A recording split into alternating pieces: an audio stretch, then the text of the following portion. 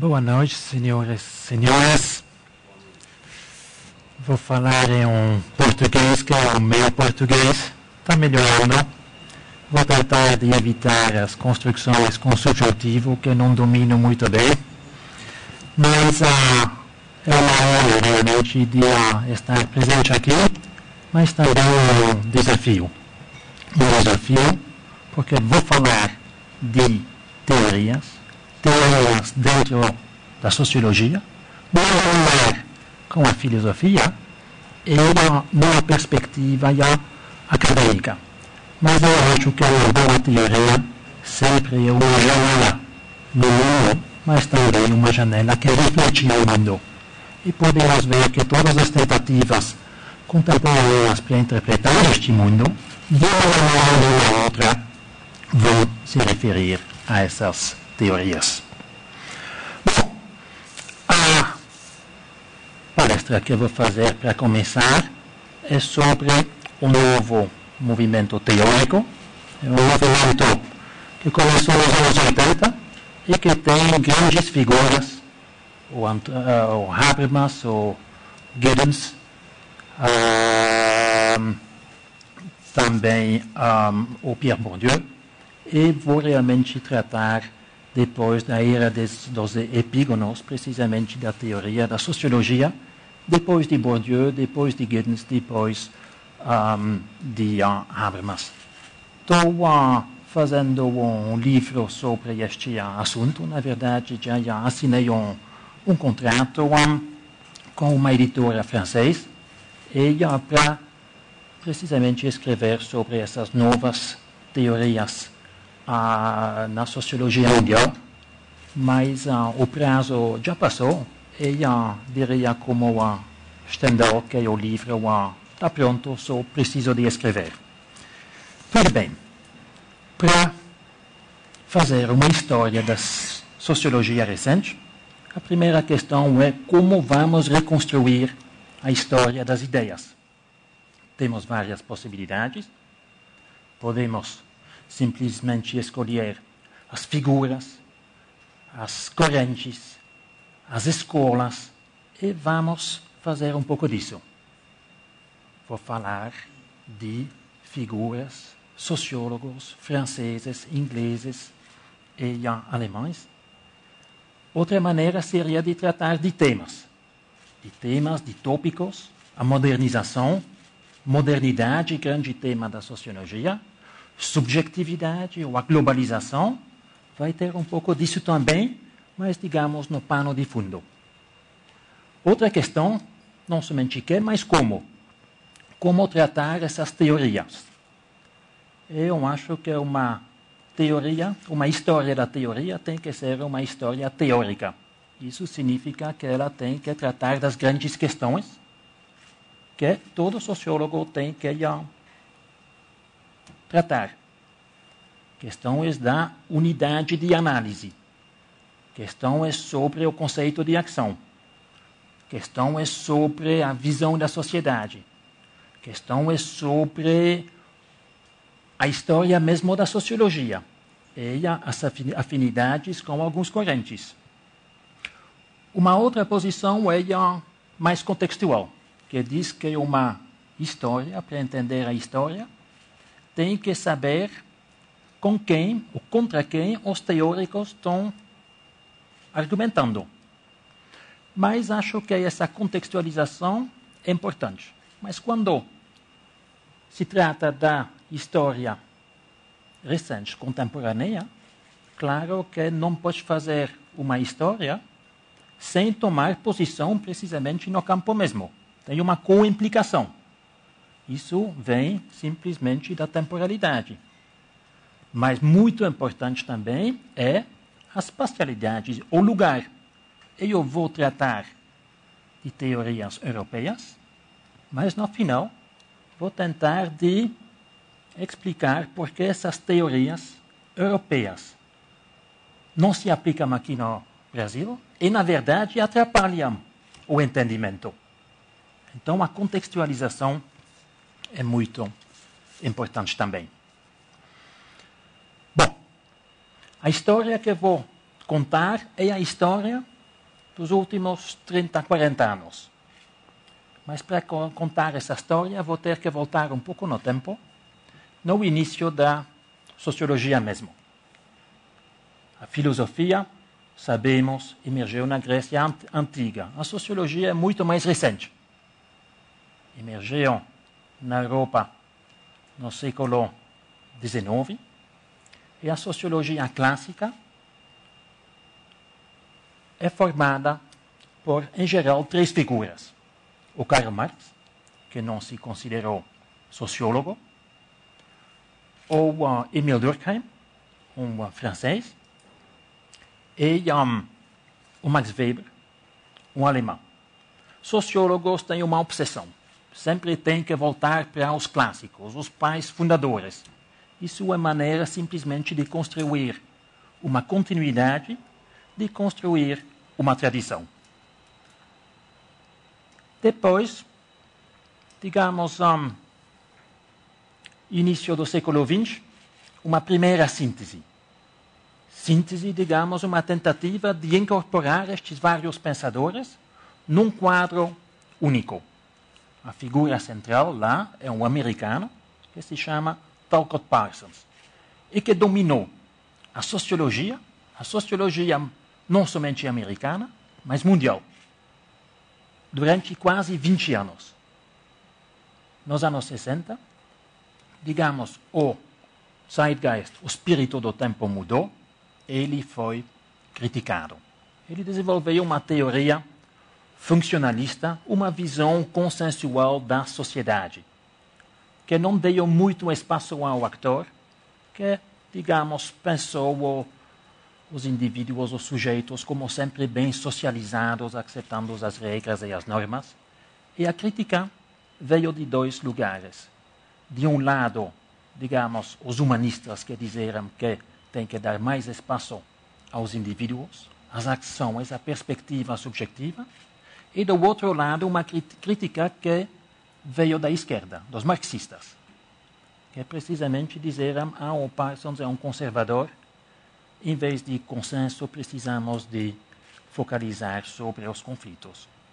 A reação foi, digamos, uma polarização da sociologia, entre uma microsociologia e uma macrosociologia. De um lado, sociólogos que trataram, analisaram uma conversa telefônica focalizando sobre os últimos 10 segundos de um telefonema. De outro lado, macrosociólogos que estavam pensando o sistema mundial. Aqui estou pensando o Wallerstein, que se apoiou sobre a teoria da dependência de Fernando Henrique Cardoso e desenvolveu isso numa teoria, digamos, da dependência mundial, em periferias, semi-periferias e centro, não vou entrar nisso. Este novo movimento teórico foi um movimento que emergiu no mesmo, digamos, quase no mesmo tempo, nos início dos anos 80. Teoria clássica, poderíamos dizer teoria neoclássica, e são três figuras importantes. Pierre Bourdieu, um francês, que publicou La Distinction, obra máxima, em 79. Anthony Giddens, que publicou em 84 a Constituição da Sociedade. E Habermas, um alemão, que publicou em 81 a Teoria da Ação Comunicativa, que foram tentativas de superar essa grande oposição entre microsociologia e macrosociologia, entre o actor e o sistema, entre o indivíduo e a sociedade, entre o consenso e o conflito. E vou falar um pouco dessas três figuras, rapidamente, mas quando falo de sociologia neoclássica, é não somente uma referência, digamos, como se fala da economia neoclássica, mas precisamente porque, em geral, o ensino da sociologia, quando se fala de sociologia contemporânea, vai sempre ser a mesma coisa. Essas três figuras, e o que se passou, o que se passa, o que se escreve, o que se pensa depois, rapidamente vai ser tratado, mas sempre essas três figuras. Então, Na verdade, vou falar, se vocês quiserem, de um novo movimento teórico. Um pouco como se fala na literatura do New Criticism e depois o New Criticism. Então, é a teoria contemporânea. E a minha visão vai ser que a teoria na França é post-bourdieusiana. A teoria na Inglaterra é post-keynesiana. A teoria na Alemanha é post-habermasiana. Tem muito mais teorias que as teorias que vou apresentar para você. Na verdade, uma seleção um pouco subjetiva são os desenvolvimentos que eu pessoalmente acho mais interessante. Então, vamos começar com a França. A França tem uma grande tradição na sociologia. Émile Durkheim, fundador, digamos, da sociologia. Podemos dizer que ele continua a tradição de Auguste Comte, que inventou a palavra da sociologia. Ele inventou também a palavra do altruísmo em 1834. As características da França são um pouco estranhas, porque a França tem grandes filósofos, que vocês provavelmente conhecem, de nome: o Derrida, o Foucault, o Lyotard. Na sociologia, muito estranho, porque não pode fazer teoria pura na França. A especificidade da França é que você sempre tem que juntar uma reflexão teórica com uma pesquisa empírica, uma pesquisa de campo. E, na verdade, as melhores teorias são aqueles que usam grandes teorias para analisar um pequeno objeto de pesquisa. Essa é uma especificidade do campo francês. Teoria pura não se faz. Sempre tem que ter um objeto empírico. Uma outra especificidade dos franceses é o engajamento. Sempre tem uma dimensão política. Digamos, podemos dizer que a sociologia francesa é uma sociologia pública. A figura central é o Pierre Bourdieu. Faleceu em 2001.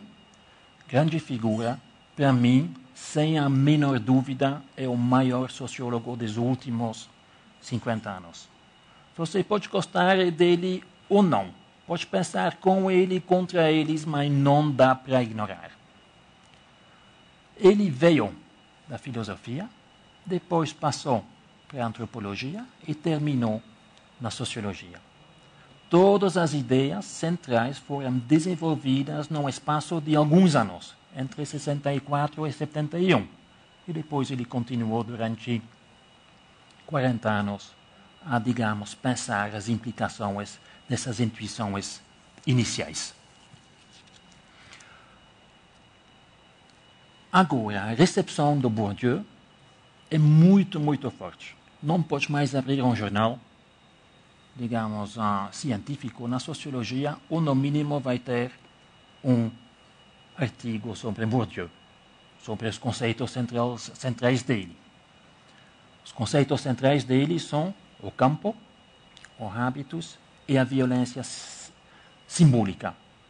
A teoria de Bourdieu é uma teoria sistemática.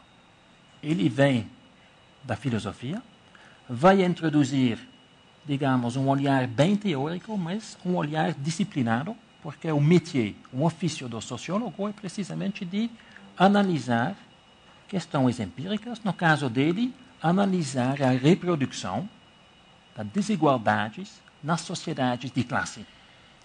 É uma síntese que tem referências ao Marx, tem referências ao Durkheim, tem referências ao Weber. Uma inteligência teórica fenomenal. É uma teoria crítica.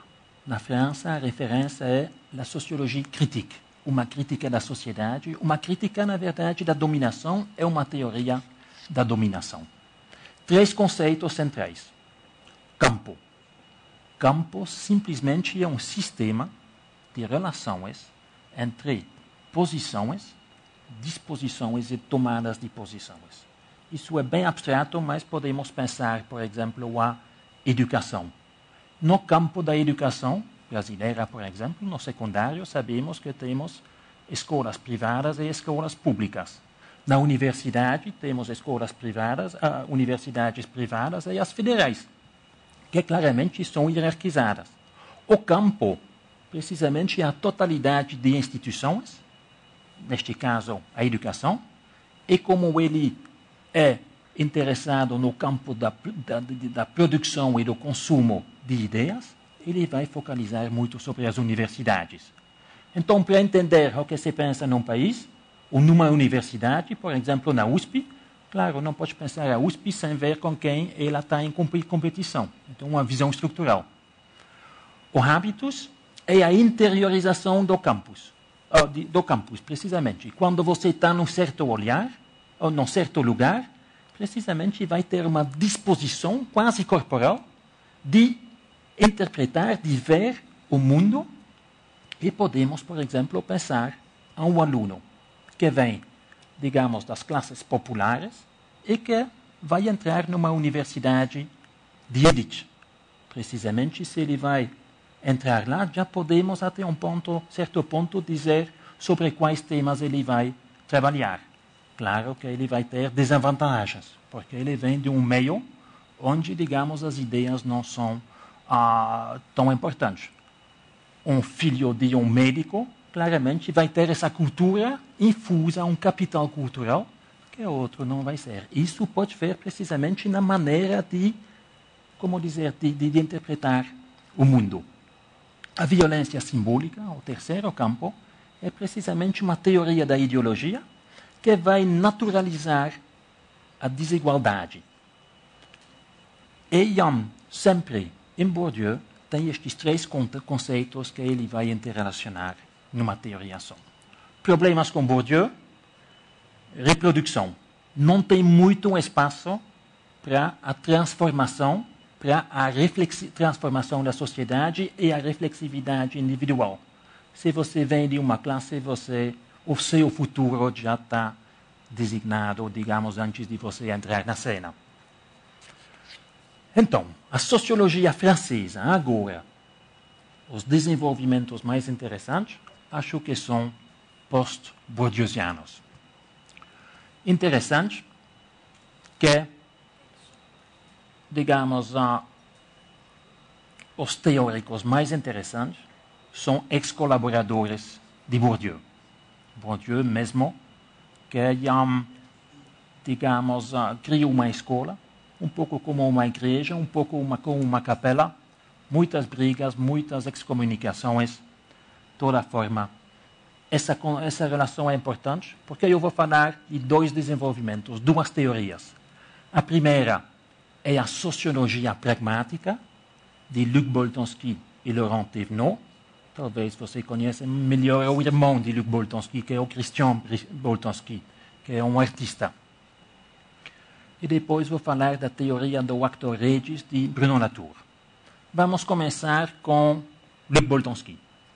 Foi um colaborador de Bourdieu, eles escreveram livros juntos, e depois de uma briga, separação, ele publicou um livro que se chama De la Justification, da justificação, e ele passa da sociologia crítica, mais ou menos marxista, mas sempre crítica das desigualdades, crítica da reprodução das classes, para uma sociologia da crítica, para analisar como indivíduos, sujeitos, fazem críticas. A capacidade crítica que um indivíduo tem, que todos os indivíduos têm. Não somente o teórico que sabe tudo, como é o caso com o Bourdieu. Bourdieu, na França, o adjetivo às vezes é não bourdieusiano, mas bourdivino. Aquele que sabe tudo. Agora é uma democratização, como se faz uma crítica. Grande teoria, mas para explicar pequenos momentos críticos, que podem ser 30 segundos, 3 minutos, 15 minutos, quando tem uma disputa. Uma disputa que ele vai pensar como uma disputa sobre a estatura das pessoas. Podemos imaginar uma situação, um jantar, 3 professores. Quem vamos servir em primeiro lugar? Aquele que é o mais brilhante, quer realmente a nova estrela, ou aquele que vende mais livros, ou talvez aquele que simplesmente é o mais velho. Precisamente é o que podemos ver lá, que tem vários critérios. Eles vão formalizar estes critérios voltando para a filosofia clássica. Se um argumento é um argumento em termos de criatividade, eles vão buscar lá em São Agostinho uma teoria da inspiração, da criatividade. Se o critério é um critério mercantil, eles vão para Adam Smith, a riqueza das nações. A ideia central não é que nós, todos nós, aqueles que fazem críticas, têm lido estes clássicos. Estes clássicos são só formalizações, precisamente de argumentos que nós todos usamos na vida cotidiana. Na filosofia, são sempre modelos abstratos. Para passar das cidades, digamos, dos filósofos para o mundo dos sociólogos, temos que introduzir objetos concretos, porque os objetos concretos vão determinar qual argumento vai ser utilizado. Novamente, uma cena, um exemplo. Um livro de 500 páginas tem 3 exemplos. Eu estou dando os exemplos para você para ilustrar. Imagine um empregado na sala, no escritório do chefe. Ele vai ser demitido. O argumento é simplesmente um argumento econômico. Estamos na crise, não vai dar certo e também você não é o melhor de nossos trabalhadores. Na mesa tem uma foto da esposa do chefe com o filho. O que vai acontecer é um clash de mundos. Porque o chefe, ou digamos, o chefe que aparece como um grande empresário, vai, quando o empregado vai indicar a foto, vai aparecer como um pequeno déspota que não tem coração. Precisamente é uma indicação. Como na vida cotidiana, fazemos uma crítica utilizando uma linguagem, repertórios e também, precisamente, os objetos da vida cotidiana. Objetos da vida cotidiana é o tema central da segunda figura francesa, Bruno Latour. Bruno Latour, que desenvolveu uma teoria que se chama teoria das actors regis. Actor Network Theory na França se chama a sociologia da tradução. Uma figura brilhante, criativo, não somente criativo, mas também divertido. É raro na sociologia, especificamente na teoria, que a gente se diverte. Com Latour é o caso. Admiro a figura, Bruno, como homem. A teoria acho inteligente também, mas discordo totalmente. Fiz até um livro sobre Bruno Latour, mas acho que é uma figura importante. A marca distintiva da teoria dele é a distinção, ou a não-distinção, entre seres humanos e não humanos. Ele vai introduzir os objetos, os seres não humanos, dentro da sociologia.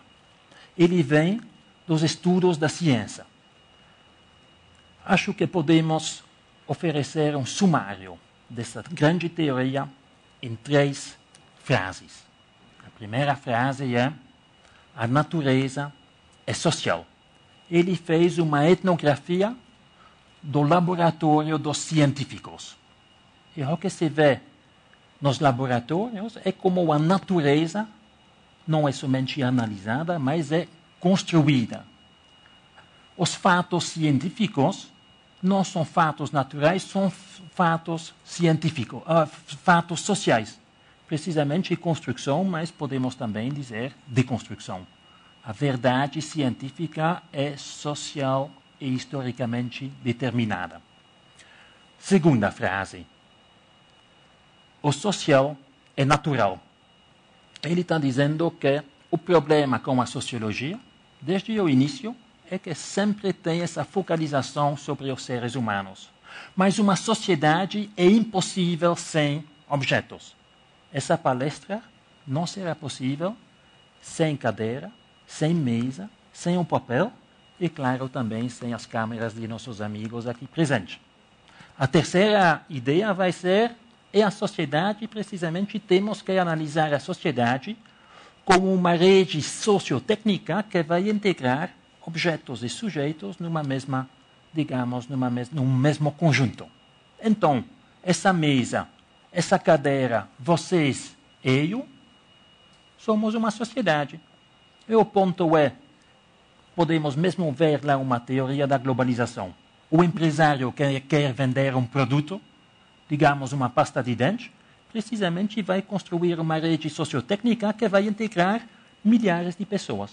Isso é um pouco a ideia central que ele vai desenvolver de uma maneira bastante brilhante e que eu acho, por razões filosóficas, bastante problemática, mas recomendo. Agora, da França, vamos passar para a Inglaterra. São somente 60 quilômetros de Calais até Dover, mas é um outro universo. Dizem sempre que os ingleses são empíricos, que fazem observações, etnografias e que não têm muito, digamos, talento para a teoria. Isso não é mais o caso, e não é mais o caso graças à intervenção do Anthony Giddens, que é a figura central da sociologia inglesa. O efeito Giddens é que na Inglaterra se faz teoria, mas é bastante esotérico. Discussões sobre o emergentismo, sobre o subjetivismo, o neosubjetivismo, digamos, sobre a relação entre agência e estrutura. É uma linguagem bem fechada, ou o que se faz também muito é simplesmente seguir as modas e as ondas.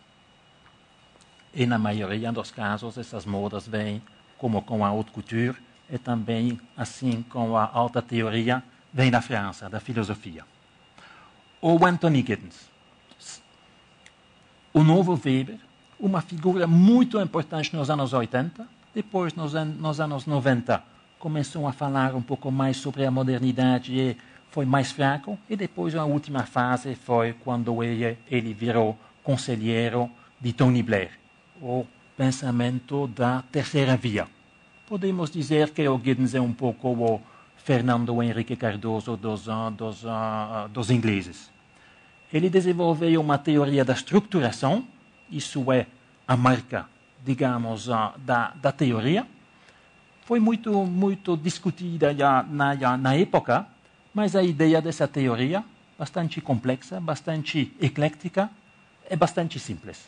É simplesmente uma conexão entre o que ele chama de estrutura, mas na verdade a cultura e as práticas e a sociedade. É uma teoria sobre a relação entre agência, estrutura, indivíduo e a sociedade. Mais ou menos parecida à teoria de Bourdieu, só que em Giddens tem muito mais espaço para a criatividade e para a mudança. A ideia simples da estruturação, na verdade, a culturalização, a culturação é a relação entre práticas e significados, práticas e cultura. Cada vez que eu falo, tem uma referência à linguagem. Inconsciente, no meu caso, como sou estrangeiro, sempre tenho consciente dessa implicação da cultura. Sempre que falo, me baseio na linguagem. E precisamente sempre quando falo, ou vou reproduzir ou transformar a língua. O que é interessante é que ele vai introduzir este modelo da relação entre acta de fala e linguagem como modelo para analisar a sociedade. Temos a mesma coisa quando, por exemplo, podemos pensar um casamento. As pessoas que se casam têm a intenção de se casar, mas, no mesmo tempo, o efeito inevitável, mas não intencional, é a reprodução simplesmente da instituição da família nuclear. Então, o que ele está dizendo é que as pessoas sabem o que elas fazem, mas essas ações têm implicações, têm consequências, e essas consequências, precisamente, podem ser consequências perversas, podem ser consequências felizes, mas essa conexão entre ação e estrutura é precisamente essas ações que vão reproduzir ou transformar a sociedade. Isso é a ideia central. A crítica dessa teoria exatamente que, na verdade, não dá bem, ele não consegue bem a pensar a alienação. Precisamente quando tem uma desconexão entre a ação e a sociedade, entre a ação e a estrutura. Quando não tem essas rotinas, mas precisamente quando tem a sociedade, uma sociedade completamente fora de controle. Porque ele tem a ideia que, digamos, a sociedade é um pouco como a linguagem. Agora, as teorias mais interessantes na Inglaterra são post-Giddenscianas. 2 movimentos, 2 escolas. A primeira é o realismo crítico, a segunda vai ser estudos da governamentalidade. Vamos começar com o realismo crítico, que é um movimento filosófico dentro das ciências sociais, que já chegou no Brasil. Teve a conferência da Associação do Realismo Crítico em Niterói alguns meses atrás. A figura central lá é Roy Bhaskar, uma figura bastante excêntrica, filosofia das ciências. Ele analisou os experimentos científicos. Ele estava dizendo que o positivismo, que é uma filosofia da ciência, não vale para as ciências naturais. Claro que quando vamos chegar às ciências sociais, se o positivismo, essa visão, digamos, determinista, onde tem uma coisa e depois os efeitos, se essa visão não vale para as ciências naturais, claro, a questão é o que vamos fazer com o positivismo nas ciências sociais. O Bhaskar se perdeu um pouco. Tinha uma volta espiritual. Em 2000 publicou um livro, Between East and West. Ele é de origem indiana, na qual ele começou a contar a história das últimas 15 reencarnações. Pode imaginar que para os europeus foi um pouco um choque, porque eles estavam esperando um tratado marxista sobre a sociedade. Dentro deste grupo, tem uma outra figura que trabalha com a sociologia, que é a Margaret Archer, que é uma crítica, a melhor crítica de Giddens, mas eu quero simplesmente falar do último tema que ela introduz, e que é o tema muito interessante das conversas internas, as conversas interiores, as conversas que nós temos com nós mesmos. E todo mundo tem essas conversações, essas conversas internas. Ela vai introduzir as conversas internas como mediação entre a sociedade e o indivíduo. Então não tem uma determinação, simplesmente a sociedade diz, como em Bourdieu. Ela trabalhou com Bourdieu na França. Precisamente tem uma mediação, tem um poder individual, pessoal, de reflexão. Ela distinguiu empiricamente, numa pesquisa, vários tipos de reflexividade, de conversas internas, dependentes de o que as pessoas acham o mais importante na vida. Primeiro tipo são os reflexivos comunicativos. Coisa mais importante na vida, a família, os amigos e os bichos de estimação. Essas pessoas não têm tantas conversas internas, porque quando têm uma ideia ou uma questão, imediatamente vão ligar para a mãe ou vão falar com a amiga. Podemos ver as implicações para a mobilidade. Vão tentar de ficar perto de casa. Os outros, reflexivos autônomos, são homens. Quando você vai perguntar o que é a coisa mais importante na sua vida, eles vão responder, na maioria são homens, é o trabalho. É o trabalho, reflexões contínuas sobre o trabalho, como organizar, digamos, o trabalho, como questões técnicas, como construir a casa, como o que fazer com o carro. São pessoas que, em termos de mobilidade social, uma mobilidade ascendente. A terceira categoria são os meta-reflexivos. São pessoas que pensam e que são inspiradas por valores, princípios e ideais. Essas pessoas são sempre críticas de si mesmo, crítica também do ambiente, crítica do lugar onde eles trabalham, e podemos ver que A biografia é uma biografia um pouco aleatória. Precisamente são pessoas que são os idealistas. Se for necessário, simplesmente vão se demitir, vão recomeçar a vida. Acho isso bastante interessante. Segunda escola. Estudos da governamentalidade. É uma escola anglo-australiana. A figura central lá se chama Nicholas Rose. Mas o que eles fazem é pensar a partir de Michel Foucault. Michel Foucault lançou um conceito nas palestras, nos cursos no Collège de France em 78, a gouvernementalité. Gouvernementalité é o governo de si, dos outros, governo da sociedade, mas indica um poder muito mais subtil que um poder duro. Vamos reconectar isso com as transformações do capitalismo. 68, o capitalismo é bastante fraco.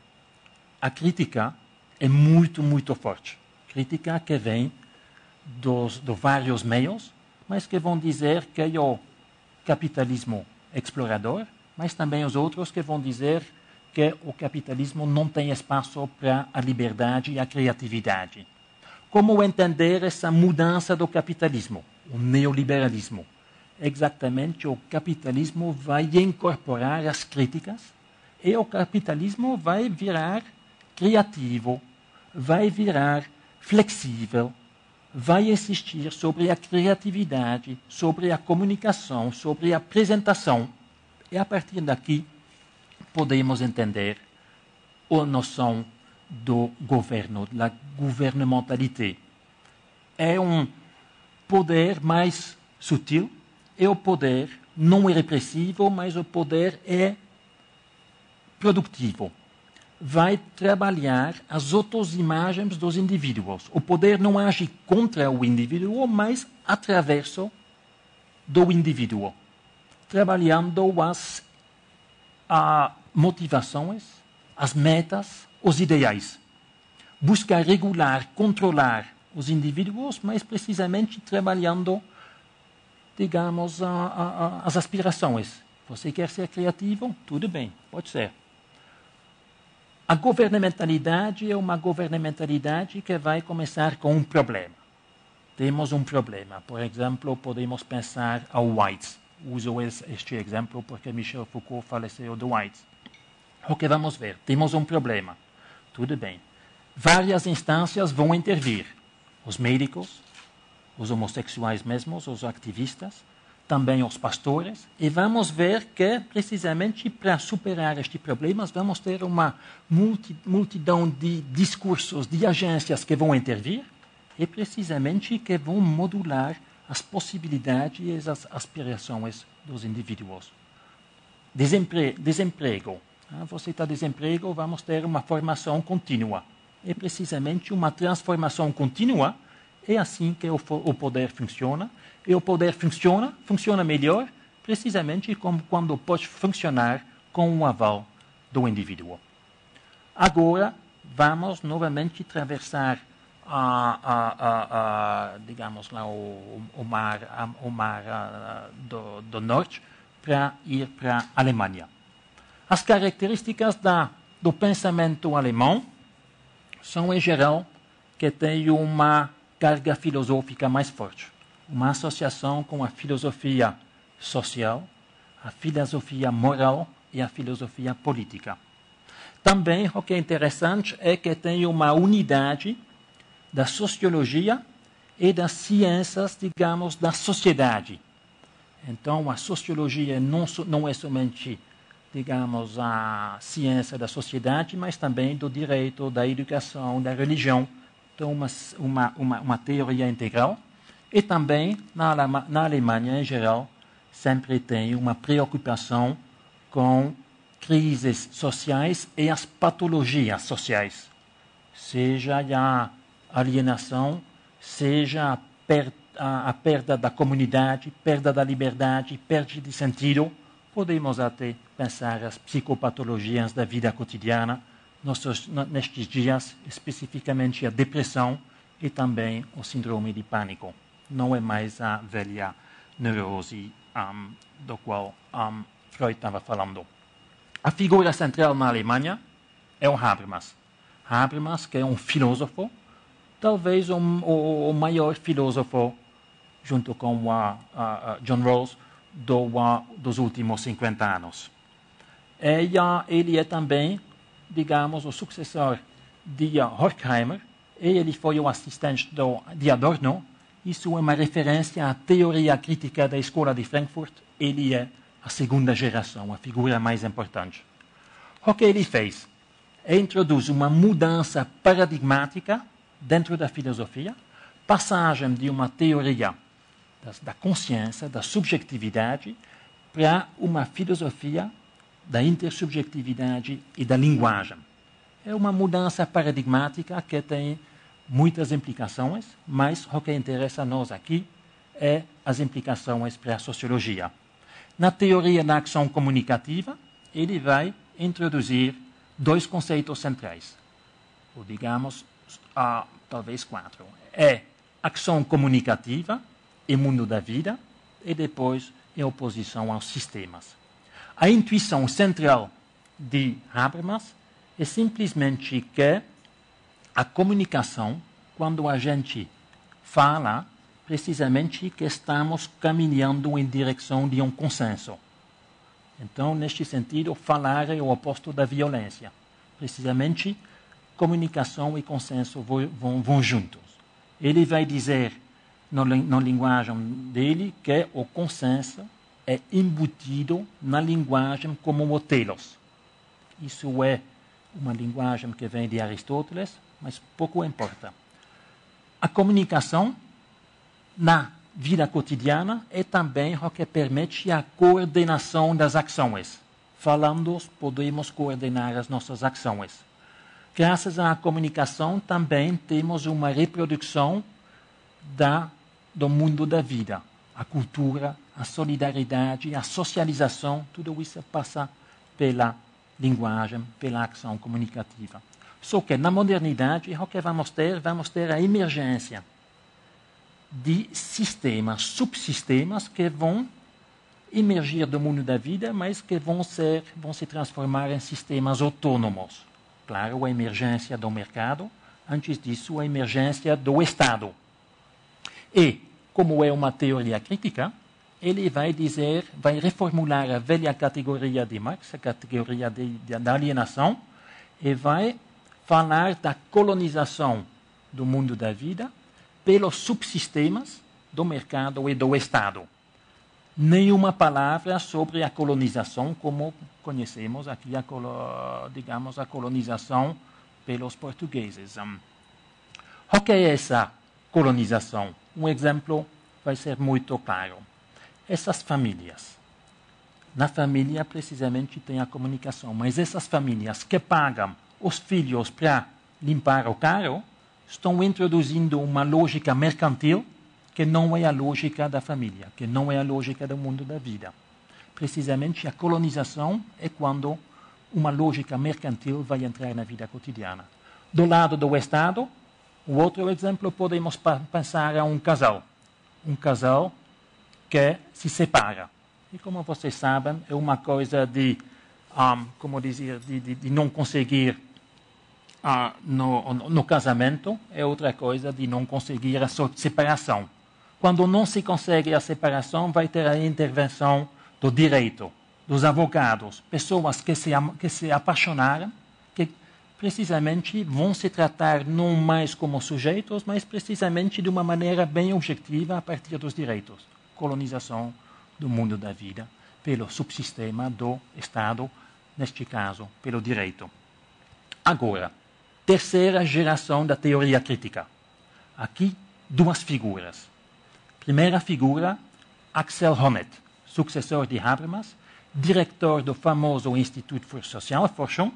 Ele teve no Brasil, na semana passada, uma conferência de 3 dias em Porto Alegre. A categoria central dele é o reconhecimento. Todo mundo quer ser reconhecido. Os bancários são de greve. Os professores querem ser reconhecidos também. Os quilombos. Eu também, vocês também.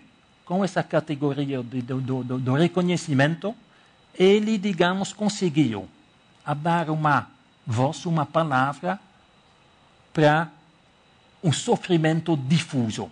Sofrimento difuso que pode ser formulado em termos de não reconhecimento.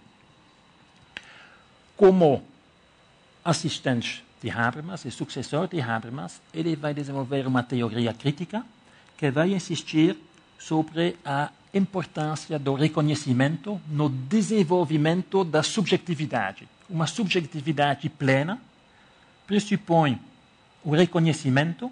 Ele vai utilizar o Hegel e também o George Herbert Mead e vai dizer que, na verdade, tem 3 esferas dentro da qual nós temos que ser reconhecidos para poder nos realizar a boa vida. O amor é a esfera da família e, digamos, das amizades, onde vamos adquirir a autoconfiança. A segunda esfera é a esfera dos direitos. Direitos sociais, direitos econômicos, direitos onde vamos ser respeitados como cidadãos.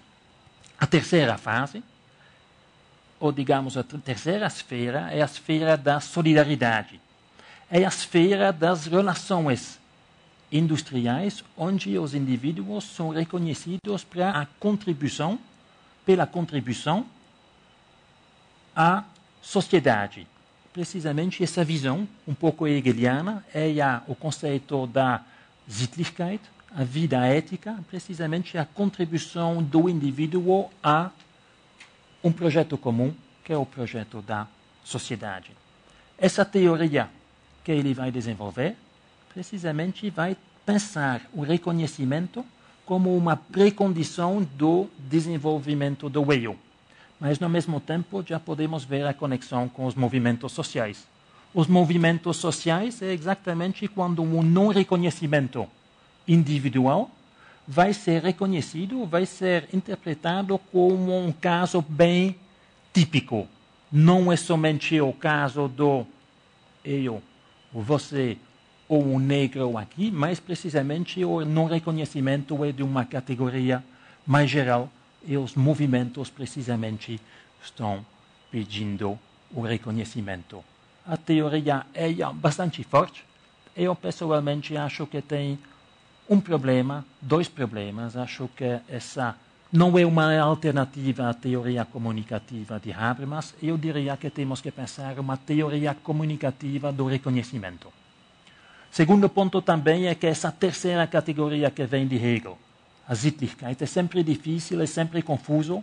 Pessoas acham que ele fala dos reconhecimentos de minorias. Mas, na verdade, ele não fala disso. Ele acha, como bom republicano, que a questão das minorias, das culturas, é uma questão, digamos, do direito. Mas tudo bem. Muito interessante. E agora vou passar a uma outra figura que, tecnicamente, não faz parte dessa terceira geração da teoria crítica, mas que eu interpreto como um aliado dessa teoria crítica, o Ulrich Beck. Ulrich Beck, que é professor em Munique, mas também é professor na LSI. Na verdade, ele foi contratado por Giddens, que foi o diretor da LSI na época, e eu acho que tem uma continuidade com a teoria de Habermas, e a teoria dele é uma teoria, é a teoria da modernidade reflexiva. Mas essa teoria se desenvolveu em várias etapas. O livro com o qual ele virou famoso é A Sociedade do Risco, publicado alguns meses depois do acidente na central nuclear de Chernobyl. Então, o que ele vai tratar é a questão da ecologia, da crise ecológica. Ele vai dizer que a crise ecológica vai criar problemas de legitimação da política dentro das sociedades ocidentais. problemas ecológicos não são problemas da natureza. São problemas, na verdade, da sociedade. São problemas que indicam, precisamente, que não podemos continuar da maneira que continuemos. Precisamente a questão da sustentabilidade. O que acontece é precisamente que as consequências do industrialismo, do capitalismo, são tais que precisamente a organização da sociedade mesmo vai ser criticada e a partir da crítica na esfera pública podemos pensar a emergência de um movimento social ou uma transformação da sociedade. A política não somente é no Senado, não é somente em Brasília. A política é na vida cotidiana. A política são os jovens que parecem apolíticos, mas na verdade são membros de associações para a defesa dos animais. Isso é política. Segunda categoria que ele vai introduzir é a ideia da destradicionalização da sociedade e da individualização. O que acontece na modernidade tardia é exatamente que as referências do passado não são mais válidas. Em Bourdieu foi bastante claro: você é um filho de operário, você vai ser um operário. É uma tradição que continua. O que ele vai dizer, e acho que isso vale com certeza para as classes médias, jovens, é exatamente que os critérios, as tradições do passado se quebram e agora temos que construir a nossa própria vida. A vida vira um projeto reflexivo. Temos que construir a nossa própria biografia. A religião perdeu, digamos, a influência do passado. Isso não significa que a religião não tem mais, digamos, um lugar na sociedade, só que agora pressupõe uma decisão. Por exemplo, com os evangélicos. É exatamente isso. É uma decisão consciente e não podemos mais crer como no passado. Digamos que a reflexividade está entrando na vida cotidiana. Mesma coisa com a classe. Digamos agora, mas isso vale muito menos para o Brasil. Mas claramente na Europa tem uma individualização. Precisamente a vida virou um experimento. Um experimento, precisamente, temos que construir a nossa própria narração. Bom, agora, e o Brasil? O Brasil, como disse o Nelson Rodrigues, não é para iniciante. Eu mesmo não vou falar muito do Brasil, porque eu sei, por experiência, que para um gringo falar do Brasil é muito, muito arriscado. Mas o que eu sei é que uma boa parte dessas teorias que apresentou a vocês não se aplicam. São teorias fora do lugar e, na verdade, é um pouco como na literatura pós-colonial. Tem uma importação de imagens e depois, digamos, uma colagem, uma aplicação que não funciona. Como essa criança que estava lendo romances ingleses e que escreveu um poema "Tá nevando no canavial". Um pouco essa situação. Vamos voltar para as teorias. O que temos que fazer, eu acho, é reformular essas teorias, quebrar, torcer essas teorias, porque atrapalham. Vou dar alguns exemplos. Bourdieu é uma teoria universal, se aplica sempre. Quando estou muito cansado e tenho um aluno que vem me ver, eu vou dizer, qualquer que seja o assunto, tenta o Bourdieu, sempre funciona. Foucault, com a questão da disciplina e a questão da governamentalidade. Temos que reformular Foucault precisamente para numa sociedade que conhecia a escravidão. Este poder absoluto, precisamente temos que pensar uma governamentalidade bifurcada para a senzala e para a Casa Grande. O Giddens o Giddens que fala das rotinas.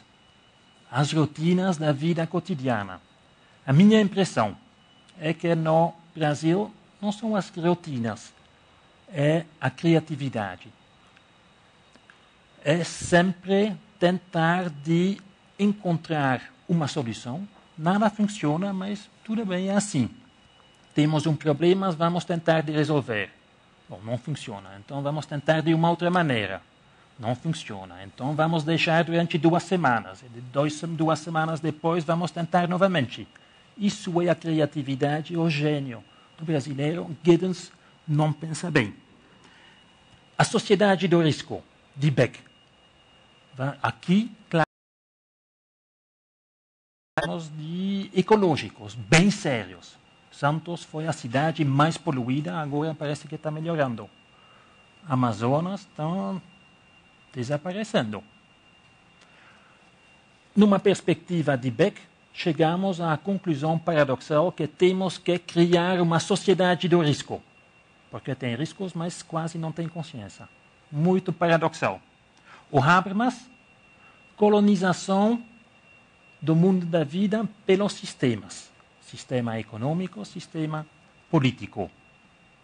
Basta de olhar para essa onda de escândalos sem fim, para ver que o problema do Brasil é exatamente o mundo da vida, o patrimonialismo que está entrando no sistema político, é precisamente isso é o problema, a tragédia do Brasil.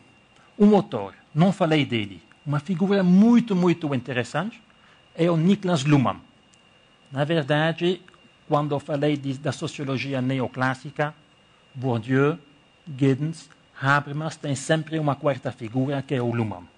Não falei dele porque é muito complicado, uma teoria dos sistemas, e eu, digamos, sei que eu não conseguiria simplesmente explicar. O que é interessante é nessa teoria dele, na obra máxima dele, A Sociedade da Sociedade, traduzida em espanhol, não em português.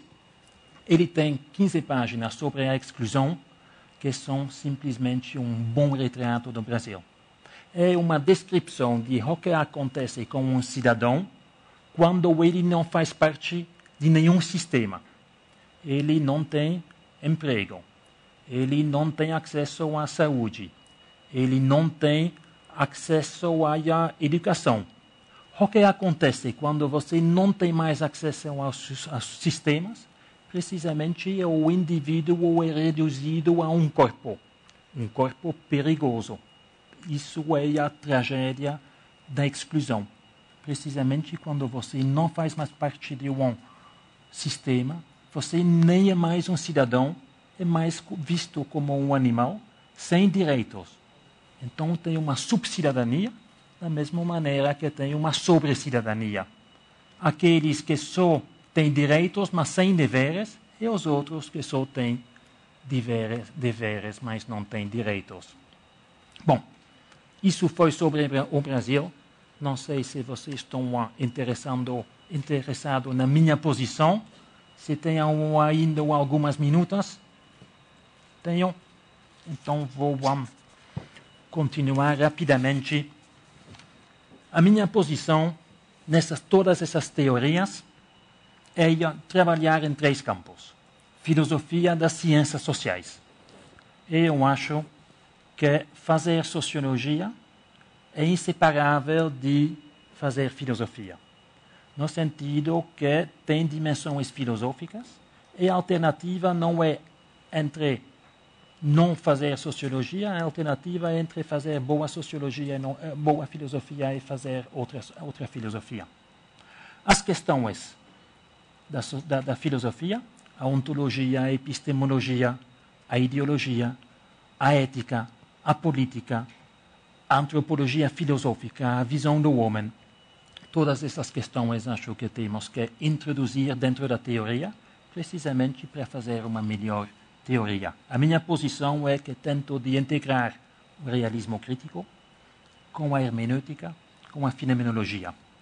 Dentro da teoria social que é uma reflexão sobre os conceitos centrais da sociologia, eu estou trabalhando digamos, com a filosofia social alemã, precisamente essa insistência sobre, digamos, as questões sociais e as crises e as patologias, com a teoria social inglesa, precisamente comparação, formulação de uma boa teoria, e a teoria sociológica francesa.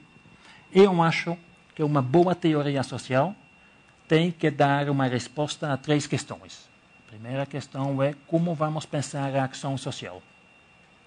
A segunda questão, mas é em relação com a primeira, é como vamos pensar a ordem social. Qual é a relação entre ação e ordem? A terceira questão é a questão da mudança social. Uma teoria social sistemática tem que dar uma resposta a essas 3 questões.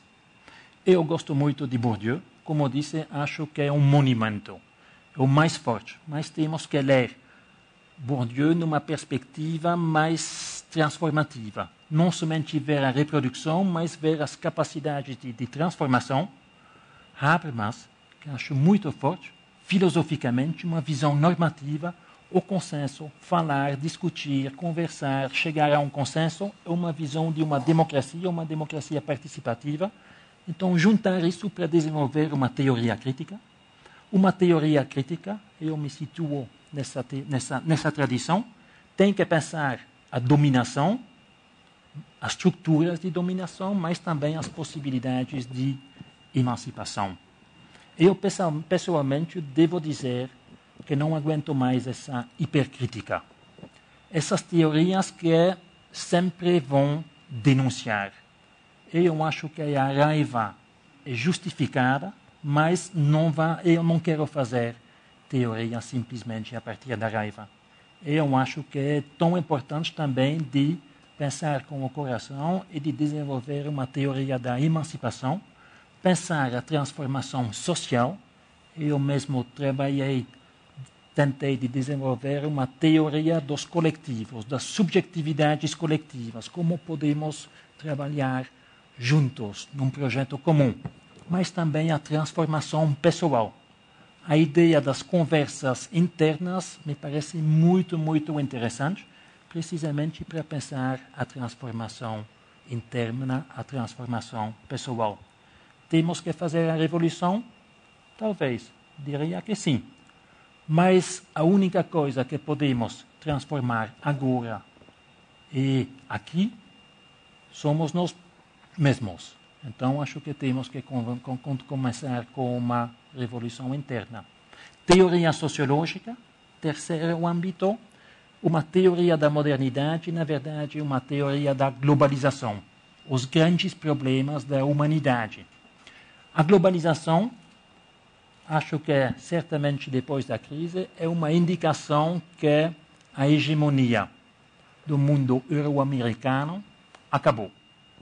Pois sabemos, e agora todo mundo sabe, que, digamos, tem outros poderes, especialmente a China, a Índia, que está emergindo, e pode bem ser que vamos ver que a modernidade europeia americana foi simplesmente um intervalo de 2 séculos.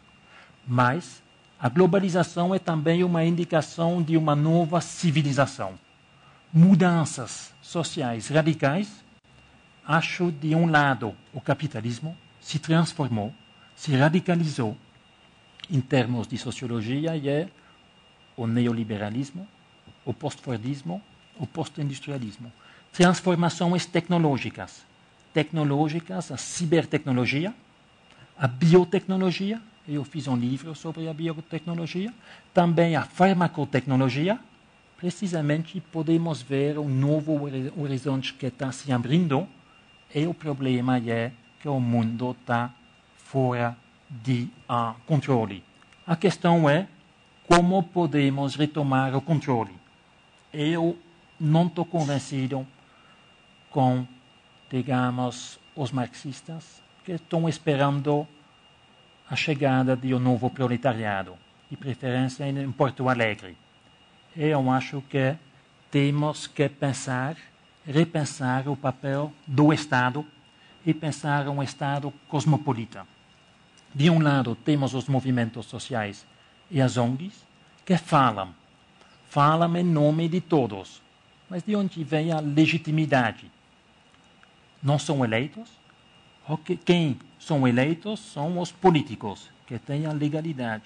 O que temos que pensar é exatamente como podemos transformar o Estado, porque o Estado é exatamente quando vamos conseguir transformar o Estado, podemos também pensar em transformar o mundo. Essa é uma maneira de pensar e de pensar um pouco mais concreto para não perder a esperança. Porque a questão central é o desenvolvimento durável, sustentável. Tudo bem, mas durante quanto tempo este desenvolvimento sustentável é sustentável? Essa é a grande questão. Quantos séculos temos para continuar? 1 século? 2? 3? 4? Essas questões são questões centrais que temos que tratar e temos que tratar de uma maneira responsável, mas também com urgência. Vou parar aqui. Obrigado. Bom, parabéns, professor Frederico, né? Porque vocês viram, o professor trouxe um painel incrível, né? Riquíssimo de escolas, de pensamentos da Alemanha, França, Inglaterra e nesse último quadro do Brasil, inclusive com propostas concretas, não é, reconhecíveis através da experiência de Porto Alegre e não só. Então, com base nessa pluralidade de ideias, nós passamos para as perguntas para a plateia e as perguntas da internet que devem ter chegado. Então, vamos iniciar, levantem a mão, serão atendidos na ordem. Muito obrigado.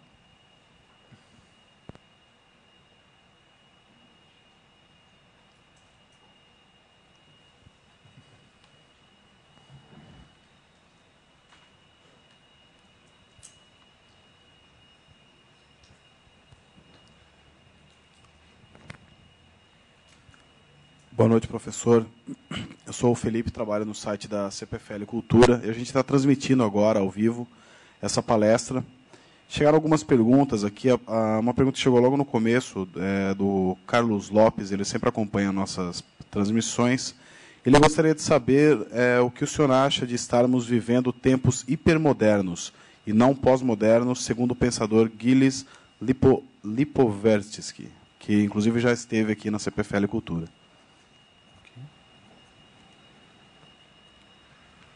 Ok, essa questão sobre a modernidade, a pós-modernidade e por aí vai, é uma questão interessante.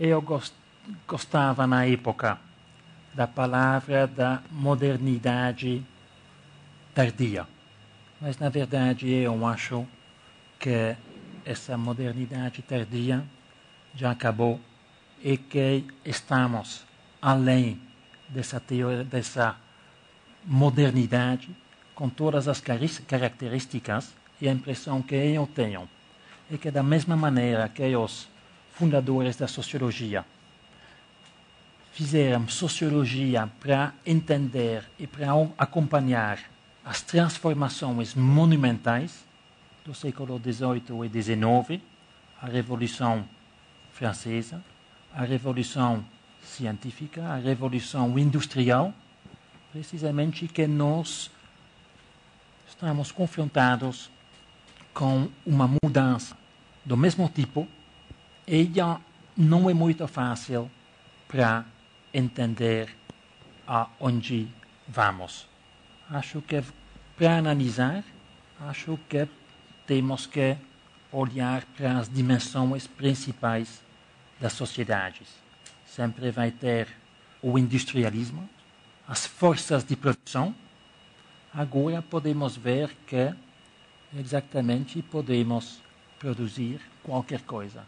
Produção de massa, uma sociedade hiperindustrial bem avançada, podemos ver também as transformações de a relação com a ciência e a tecnologia.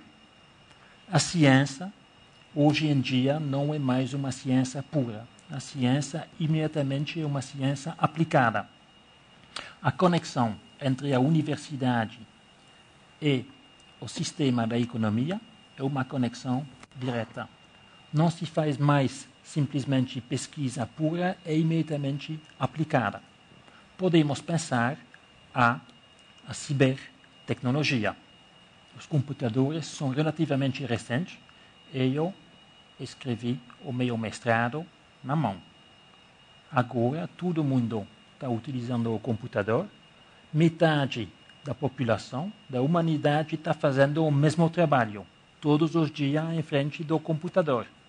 A questão é quanto tempo vai durar até o momento que essa inteligência artificial vai se autonomizar e vai, precisamente, vai ser fora de controle. A biotecnologia. Eu fiz um livro sobre isso, a biotecnologias, que também, pela primeira vez, podemos intervir, transformar os genes, digamos, a base material do processo de humanização. Isso também é bastante perigoso, porque o problema não é a ciência, o problema é a conjunção com o capitalismo. Precisamente todas essas transformações que são feitas, mas por causa de lucro. Podemos também pensar a farmacotecnologia, as novas drogas, oficiais ou legais ou ilegais. Então, o industrialismo. O capitalismo, podemos ver também uma radicalização. A crise do ano passado foi uma crise do sistema financeiro. Mas, digamos, o capitalismo, o neoliberalismo, neste sentido, acabou. Acabou, mas o que podemos ver é que o capitalismo vai continuar e não tem alternativa. O capitalismo não é mais um capitalismo do qual Marx falou, porque a base produtiva não é mais a mais importante. Podemos ver uma inversão do esquema. Produção, consumo e depois a esfera financeira. É precisamente o que dominou e continua a dominar este sistema, a esfera, digamos, financeira. Também há outra dimensão, falei do industrialismo e do capitalismo, também podemos pensar as transformações do Estado e a relação com, digamos, a globalização. Quando temos novos atores que estão emergindo, transnacionais, as corporações transnacionais, também outros atores transnacionais, que são, por exemplo, a esfera pública, que são também as ONGs transnacionais, e precisamente para pensar a política agora é muito, muito complicado, porque o Estado é ainda digamos, um ator central, mas temos uma política, uma visão bem, bem complicada, digamos, no sentido que temos que pensar a política a todos os níveis, local, também regional, também nacional, também, além disso, o internacional e também o global. Uma solução, ou digamos, no nível mais alto, vamos ter que tratar de questões que têm a ver com a sobrevivência da humanidade. Estou pensando questões de guerra e de paz. Também os recursos naturais. De uma maneira ou de uma outra, estou pensando aqui no aquecimento global, de uma maneira ou de uma outra, estes são problemas, digamos, que não somente internacionais, transnacionais, mas são questões que têm que ser tratadas porque têm a ver exatamente com a sobrevivência dessa humanidade. Então, eu acho que essa palavra de hipermodernidade muitas vezes é um pouco uma indicação, digamos, um flerte com o postmodernismo, mas o postmodernismo passou e o que temos que fazer, acho, é uma boa análise, bastante rigorosa, bastante informada, precisamente de as sociedades contemporâneas em todas as dimensões. Dimensão econômica, dimensão científica, dimensão tecnológica, dimensão ecológica, dimensão subjetiva, realmente tratar e pensar, digamos, a sociedade a sociedade a todos os níveis e não numa perspectiva multidimensional. É difícil, mas a globalização é exatamente isso. Abrir as perspectivas e também abrir, digamos, o olhar para outras regiões, outras culturas, outras civilizações.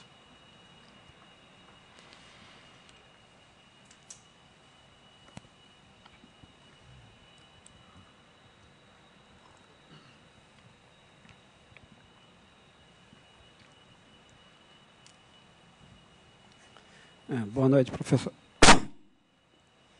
A tua fala abriu um leque muito amplo, então tem uma série de questões que acho que dá para debater. A primeira questão que eu teria é partindo da obra de um francês pós-moderno, Jean Baudrillard, A Transparência do Mal, no livro dele. Ele coloca uma coisa interessante para o mundo de hoje, que é o seguinte: para ele, a ciência, a razão, a política, o amor, a economia, todos esses campos se separaram das questões éticas, né? O trabalho, quer dizer, ou seja, a política virou marketing político, não responde mais às questões sociais. O trabalho com o desemprego estrutural está pouco se lixando para a questão social, aquele trabalho heróico do início do capitalismo, dar emprego, etc., etc. A economia, as decisões econômicas passam longe da sociedade. A ciência, a gente nem chega perto das questões da nanotecnologia, da microbiologia, etc. E ele fala uma coisa interessante que para o dia de hoje que é importante. Quanto mais desligado tiverem essas questões básicas para a existência do ser humano das decisões humanas, isso mais favorece a produtividade desses campos. Ou seja, eu não tenho que responder às questões éticas. A questão ética faz com que a produtividade diminua. Quer dizer, se eu for esperar que num debate, se eu devo ou não pesquisar tal campo, a questão da manipulação genética, se eu vou esperar a sociedade decidir isso, os índices de produtividade caem. Sim. A mesma coisa que a economia. Eu não vou esperar se desemprego estrutural é válido ou não. Eu tenho que desempregar e ponto, né? Sim, sim. Então, essa questão parece que é uma questão muito relevante. Quer dizer, ou seja, todos os indicadores, todas as avaliações modernas se dão a partir de decisões e avaliações quantitativas e não qualitativas. Né? Mais ainda, a rapidez do mundo moderno não permite, por exemplo, a qualidade e o valor de um espaço como esse. Sim, sim. Que é um espaço lento, de reflexão, puxa a cabeça, cansa. O mundo moderno é o mundo da internet com informações parceladas, quantidade e tal, mas sem permitir relações. Sim. Então, queria que você desenvolvesse essa questão. Como é que a gente, pegando aquela questão, como é que a gente controla de novo essas decisões, sem isso ser visto como uma intervenção indevida política sobre a liberdade da ciência, entre aspas. Então, essa seria, acho que eu tenho mais umas 2, 3, mas deixa para lá. Sim, sim. O Jean Baudrillard, que faleceu no ano passado, que é um pouco o papa do postmodernismo, um provocador de primeira categoria, e eu gostei muito dos primeiros trabalhos deles, sobre a análise da sociedade do consumo e a crítica que ele fez do marxismo, precisamente dizendo que a economia vai determinar tudo, é uma análise semiótica da mercadoria. Digamos que agora, hoje, é valor de troca, o preço que vai induzir a valor de uso. Então, uma camisa não é mais doce, não é mais gostosa, é quando ela custa, e quanto ela custa vai precisamente ser a valor de uso. Achei o trabalho remarcável, admirável. Depois, ele teve uma virada e se radicalizou. Virou, digamos, exatamente um ensaísta, um provocador, e ele começou a falar da hiperrealidade. A hiperrealidade é uma realidade que vem das mídias. as mídias não têm mais uma reflexão da realidade, mas precisamente vão projetar uma imagem da realidade e essa é a hiperrealidade. Precisamente tudo vira uma cópia, mas uma cópia de uma coisa sem original. É o mundo dos shoppings, do supermercado, é o mundo do Walt Disney World. O Disney World exatamente parece uma cópia, mas na verdade essa é a realidade. Outro exemplo que ele dá é a pornografia. Pornografia é exatamente mais sexual do que o sexo mesmo. Porque você vai ver em close-up, porque você não pode ver na realidade. Ele vai começar a pensar a realidade como uma simulação e precisamente como estamos perdidos no mundo, mas é o mundo dos computadores. É o mundo, na verdade, do filme de Matrix. Acho que como descrição de nosso mundo tem elementos que são verdadeiros, mas tem um ensaísmo, lá tem uma provocação contínua. Eu diria que o Baudrillard mesmo virou mais baudrillardiano que ele mesmo. Ele virou o sintoma da própria teoria. Dito isso, um elemento com o qual discordo é o fundo nihilista. O fundo nihilista em em Baudrillard, que é uma crítica radical, mas que é bastante cínica. A ética, para mim, é a coisa mais importante do mundo. Eu, digamos, infelizmente, não tenho a sensibilidade, digamos, da estética. A ética é a coisa mais importante. Quando ele fala da ética, é exatamente para dizer que neste mundo a ética não tem mais espaço. Mas exatamente isso pode ser uma análise. É verdade que a ética tem pouco espaço. É verdade que a ética muitas vezes é simplesmente uma decoração dentro da economia. Mas isso não significa que temos que deixar a ética do lado. Exatamente quando as empresas, por exemplo, como a empresa aqui, está introduzindo questões intelectuais e questões éticas, temos que, digamos, prendre les choses à la lettre. Quando falam de ética, tudo bem, vamos cobrar. Então, eu prefiro essa perspectiva, como disse no início ou no fim, essa hipercrítica, essa denúncia contínua. Sabe, tudo está indo, tudo está, não vou utilizar a palavra, acho que é verdade, estamos indo nessa direção, mas eu prefiro uma análise mais construída e mais construtiva. Precisamente para não dizer que não tem mais a esperança, não tem mais futuro. Uma das razões porque voltei para o Brasil é exatamente porque na Europa tem uma atmosfera, um clima bem pesado, fim de uma época.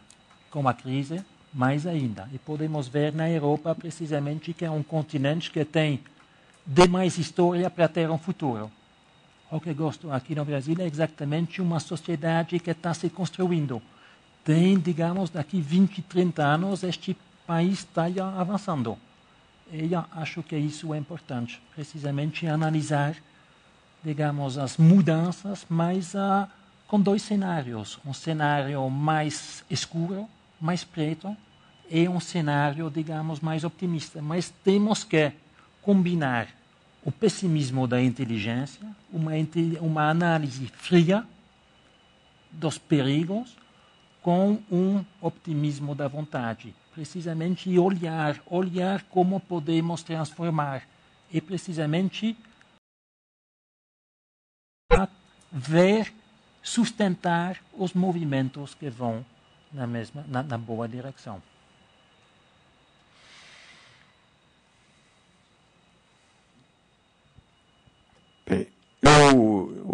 As pessoas normalmente ficam falando muito em boas ideias, em ter ideias que precisam de uma nova ideia, mas sempre resistem muito a ideias. Principalmente fazem uma análise dessa realidade sem contestar ou sem avaliar os seus instrumentos de análise. Eu acho que o principal aí, por exemplo, alguns erros que se comete aí, quando se fala em capitalismo, né? Em capitalismo e Estado.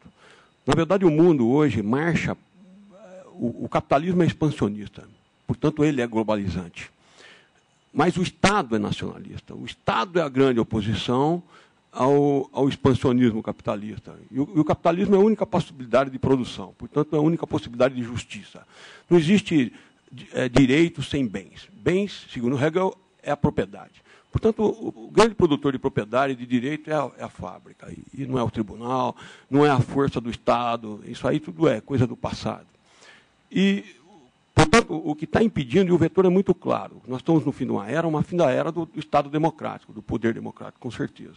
Né? E com certeza, para possibilitar uma expansão capitalista forte, não mais prisioneira dos burocratas que crescem a cada dia com as receitas monumentais da Europa, digamos, 45% do PIB na mão do Estado francês, 60% no Estado suíço. Portanto, nós estamos com um movimento fortíssimos contra a globalização, representada pelos Estados nacionais. Existe uma ilusão que nós estamos globalizando. Sim, o capital é globalizante. Quem não é globalizante são os Estados. Sim. Mais precisamente, os poderes nacionais. O que está em discussão agora não é propriamente o Estado tem uma função. O que está em discussão é o poder político. Por que a ordem de muitos depende do poder de alguns? Essa é a grande questão hoje, que está aí, que já é milenar. Começou com a Carta Magna, nesse milênio, e redundou na Revolução Francesa com a divisão dos poderes. Portanto, a discussão ainda é a mesma. Por que o poder de uns representa a ordem de todos? E pior, nesse momento histórico, nós estamos aumentando esse poder. Porque, infelizmente, o povo, quando passa a crise, reza e obedece. Infelizmente, tem sido assim, e hoje se aguça esses dois movimentos. A concentração de poder e o culto a Deus. Isso aí o povo reza mesmo, busca não sei aonde. Mas o problema é de sempre. A dominação de alguns leva à concentração de riqueza neles. E isso para o mundo como está passando. Os índices mais claros do capitalismo, da falência do capitalismo, são as bolsas de valores. E a crise internacional financeira foi um golpe sobre o Estado. Tanto é que o Estado americano já deixou meia receita americana na mão de um grupo que eu não chamo capitalista, chamo de oportunistas, né? Tomaram conta do Estado com as fundações dos bancos centrais há 100 anos atrás. O maior golpe, estelionato instituído foram os banqueiros nesse século, sobre o Estado. Desculpe me alongar. Qual é a pergunta? Eu quero que ele, como disse, eu entendo isso como um debate e eu tenho também uma posição. Queria que você comentasse a minha. Não, entendi a sua colocação e a sua posição. É verdade que o capitalismo é globalizante. A questão é se podemos pensar uma alternativa ao capitalismo. A questão é como podemos domesticar o capitalismo de uma maneira democrática e, claro, o Estado tem um papel central. Isso é a minha visão também. E podemos ver com a crise exatamente que essa época de 20 anos, o neoliberalismo que agora acabou. Temos a volta do Estado. Agora o próximo passo é exatamente pensar o Estado e precisamente o Estado no nível internacional, transnacional, global, para resolver os problemas.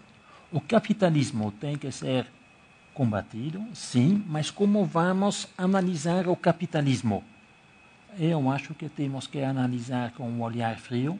Acho que o marxismo claramente é útil, porque claramente já o capitalismo, como crítica do capitalismo, o marxismo fica útil. Mas o marxismo também atrapalha, no sentido que você já tem uma resposta antes da questão. Isso não é muito útil. Digamos, muitas vezes posso ver em colóquios, em conferências, que as pessoas, em vez de fazer uma análise, fazem uma intervenção expressiva. É uma denúncia do início até o fim, para dizer, sabe, eu sou contra e eu sou do lado dos fracos. Eu prefiro dizer desde o início, eu sou do seu lado, não tem problemas, mas preciso de uma análise. Simplesmente uma expressão, uma emoção, isso não é um substituto para a análise.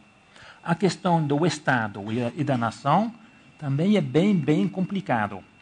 O Estado, sim. A nação, eu pessoalmente não gosto. Deve ser porque sou europeu e na Europa o nacionalismo, hoje em dia, é perigoso e é de direita, é reacionário. A xenofobia é muito forte. E eu sei que aqui no Brasil a situação é diferente, porque aqui o nacionalismo vem depois do colonialismo. Mas o que eu quero fazer conceptualmente é reforçar o Estado e tirar a nação. Eu não acho que a solução bolivariana funciona. Fechar as fronteiras, acho que isso não funciona. Isso é uma ilusão. É uma ilusão que vem dos livros, é uma ilusão que vem da militância. Não funciona.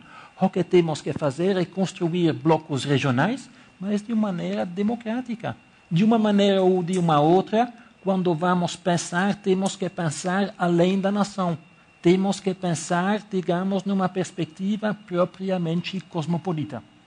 Eu acho que a União Europeia, com todos os defeitos que ela tem, é um bom exemplo, talvez, para pensar uma organização, a emergência de, como dizer, de uma política cosmopolita global. E claro que vamos ter, de uma maneira ou de uma outra, domesticar o capitalismo.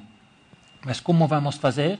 Eu acho que a maneira de fazer é exatamente de entrar no Estado e quando vamos pensar, digamos, o jogo global. Temos 3 jogadores globais. Podemos dizer, temos o capitalismo com as corporações transnacionais, temos os movimentos sociais e a sociedade civil global, e temos também o Estado. O capitalismo, o que ele quer? Exatamente uma associação entre o capitalismo, os mercados e o Estado.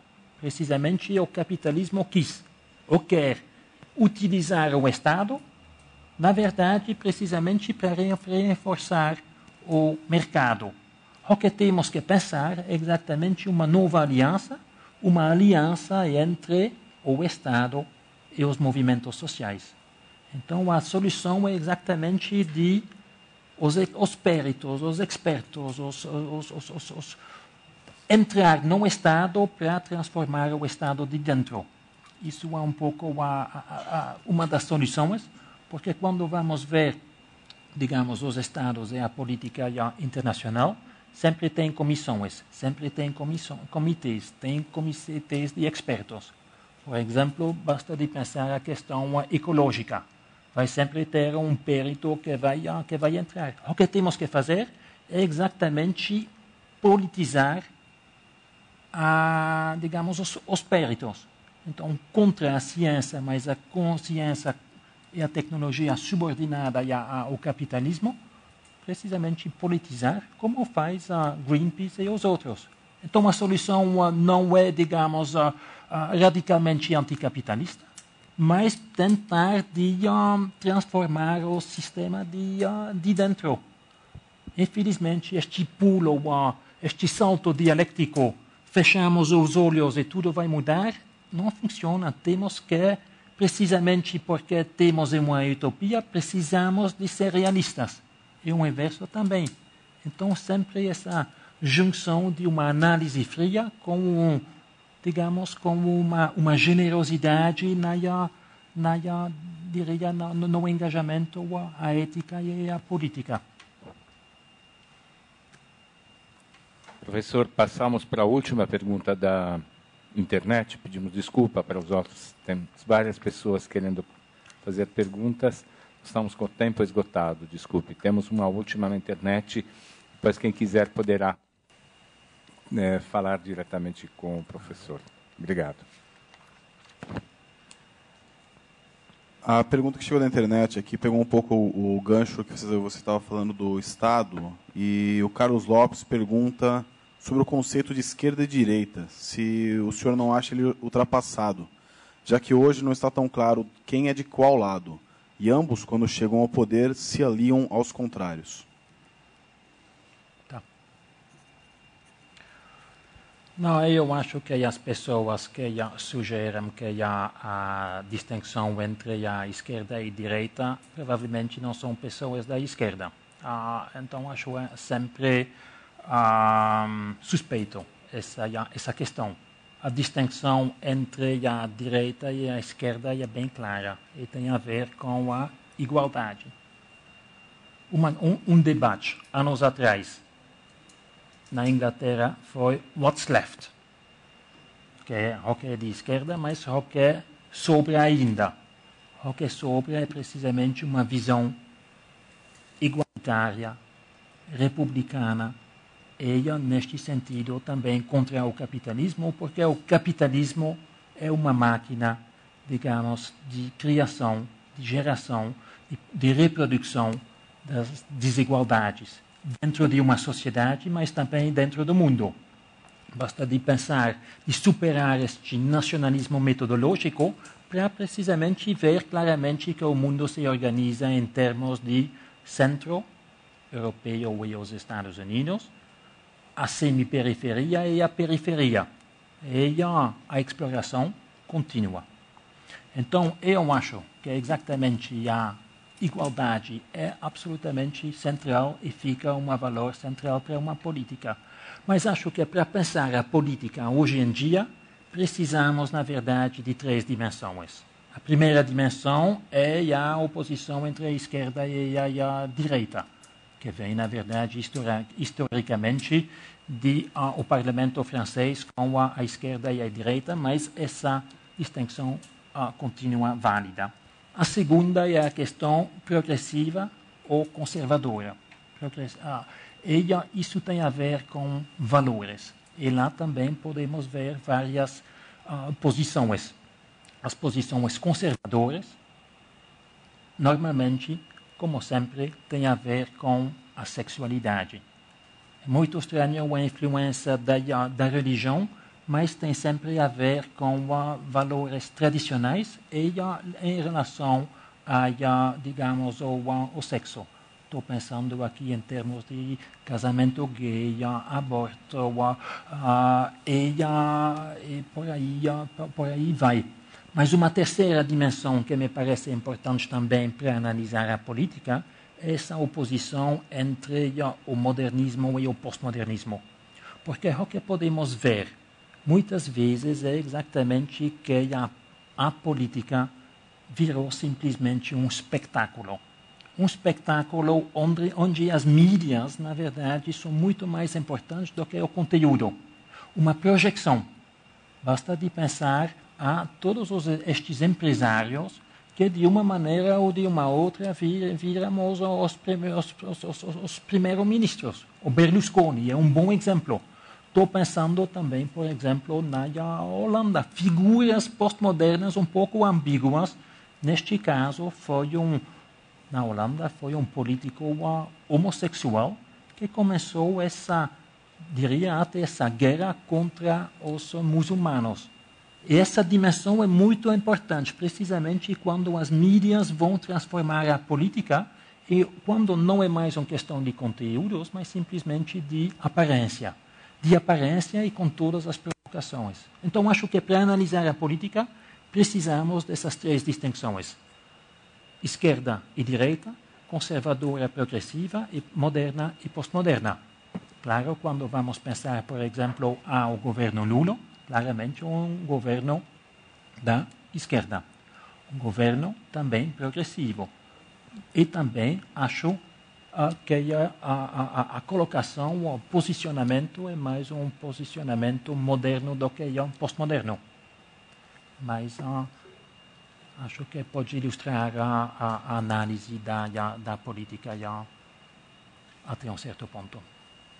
Obrigado, professor, pela excelente reflexão que o senhor permitiu e que o senhor produziu os efeitos desejados, né, que eram aqueles. Nós temos várias outras perguntas aqui, infelizmente não podemos dar voz a todos.